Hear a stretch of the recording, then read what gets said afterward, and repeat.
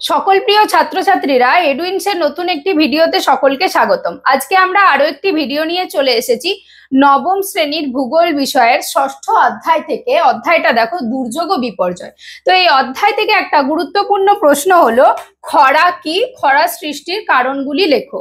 তো খরা কি, দেখো ভারতীয় আবহাওয়া দপ্তর অনুযায়ী কি বলা হয়, দেখো যদি কোনো অঞ্চলে বৃষ্টিপাত স্বাভাবিকের থেকে যদি কম হয়, অর্থাৎ 75% থেকে যদি কোথাও বৃষ্টিপাত যদি কম হয়, তখন সেই অঞ্চলে খরার সৃষ্টি হতে পারে। বা হয়তো ওই অঞ্চলে বহুদিন ধরে বৃষ্টি হচ্ছে না, তখন সেই অঞ্চলটা খরাপ্রবণ অঞ্চল হিসেবে পরিচিত হবে। এবার আমরা দেখব খরা সৃষ্টির কারণগুলো কি কি। খরা সৃষ্টির কিন্তু দু রকম কারণ আমরা দেখতে পাবো, একটা প্রাকৃতিক কারণ, একটা মনুষ্য সৃষ্ট কারণ। তো দেখো, যে কোনো দুর্যোগ বা বিপর্যয়ের কিন্তু তাতে প্রকৃতিরও যেমন হাত থাকে, মানুষেরও তেমনি হাত থাকে।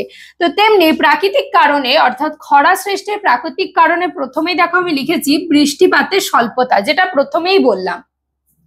যদি কোনো অঞ্চলে বৃষ্টিপাত স্বাভাবিকের তুলনায় অনেক কম হয়, তখন সেই অঞ্চলটা অনেক দিন থেকে শুষ্ক থাকে। একভাবে শুষ্ক থাকতে থাকতে সেই অঞ্চলে খরা সৃষ্টি হতে পারে। পরের পয়েন্ট দেখো, অতিরিক্ত বাষ্পীভবন। বাতাসে জলীয় বাষ্প বেশি থাকলে অতিরিক্ত বাষ্পটা অর্থাৎ জলটা অতিরিক্ত বাষ্পীভূত হয়ে বাষ্পীভবন হতে পারে। এর ফলে কিন্তু ঠিক পরিমাণে অধঃক্ষেপণ নাও হতে পারে, অর্থাৎ বৃষ্টিপাত নাও হতে পারে। এর ফলে সেই স্থানে কিন্তু আবহাওয়া শুষ্ক হয়ে যাবে, উষ্ণ হয়ে যাবে এবং সেখানে কিন্তু খরা দেখা দেবে। পরের পয়েন্ট দেখো, বিশ্ব উষ্ণায়ন, যেটা গ্লোবাল ওয়ার্মিং বলা হয়। এর ফলে কি হচ্ছে, দেখো দিন দিন তাপমাত্রাটা প্রচুর পরিমাণে বৃদ্ধি পাচ্ছে। এর ফলে আবহাওয়া উত্তপ্ত হচ্ছে এবং শুষ্কতা দেখা দিচ্ছে। এর ফলে কিন্তু খরা সৃষ্টি হচ্ছে। পরের পয়েন্ট দেখো, এল নিনোর প্রভাব।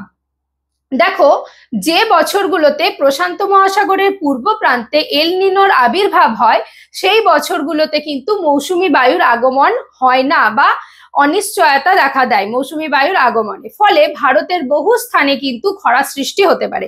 এরকমই 2009 সালে এল নিনোর প্রভাবে কিন্তু ভারতের 250টা জায়গায় কিন্তু খরা দেখা দিয়েছিল। পরের পয়েন্ট দেখো, মনুষ্য সৃষ্ট কারণ। প্রাকৃতিক কারণে আমরা পেলাম এই 4টে পয়েন্ট। এবার জানবো আমরা মনুষ্য সৃষ্ট কারণ। দেখো, প্রথমেই লিখেছি আমি অরণ্য ধ্বংস। এটা তো একটা মারাত্মক কারণ বলা যেতেই পারে।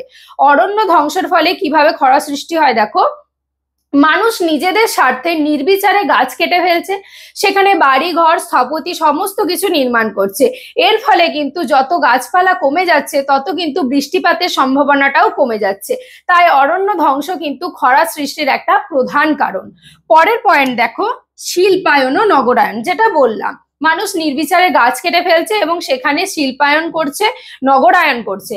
এর ফলে কি হচ্ছে, সেই সমস্ত জায়গা তাপমাত্রা ধীরে ধীরে বৃদ্ধি পাচ্ছে। যত বেশি শিল্প কলকারখানা নির্মাণ হচ্ছে, তত সেই জায়গা থেকে কিন্তু বায়ু দূষণ ঘটছে এবং অন্যান্য দূষণগুলো ঘটছে। এর ফলে কি হচ্ছে, কিন্তু ওই জায়গাকার তাপমাত্রা বৃদ্ধি পাচ্ছে, বৃষ্টিপাত হচ্ছে না, শুষ্ক আবহাওয়া তৈরি হচ্ছে এবং সেই স্থানে কিন্তু খরা সৃষ্টি হচ্ছে। পরের পয়েন্ট দেখো, বায়ু দূষণ।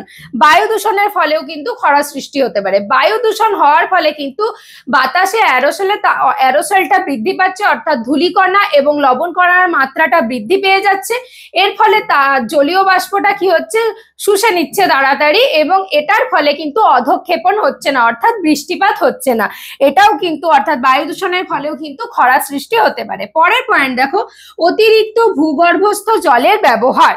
প্রচুর পরিমাণে মানুষ কিন্তু ভূগর্ভস্থ জলকে বাজে ব্যবহার করছে, অর্থাৎ ভূগর্ভস্থ যে জলগুলো আছে সেগুলো কিন্তু অপচয় করছে এবং দরকারের বাইরেও কিন্তু সেটা চলে যাচ্ছে।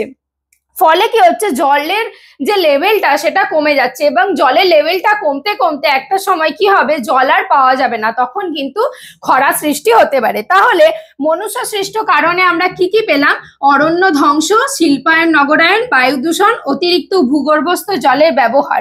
আর প্রাকৃতিক কারণে কি কি পেয়েছিলাম, বৃষ্টিপাতের স্বল্পতা, অতিরিক্ত বাষ্পীভবন, বিশ্ব উষ্ণায়ন এবং এল নিনোর প্রভাব। তাহলে আজকের আলোচনাটার মাধ্যমে আমি তোমাদের সামনে তুলে ধরলাম খরা কি আর খরা সৃষ্টির কারণগুলো কি কি।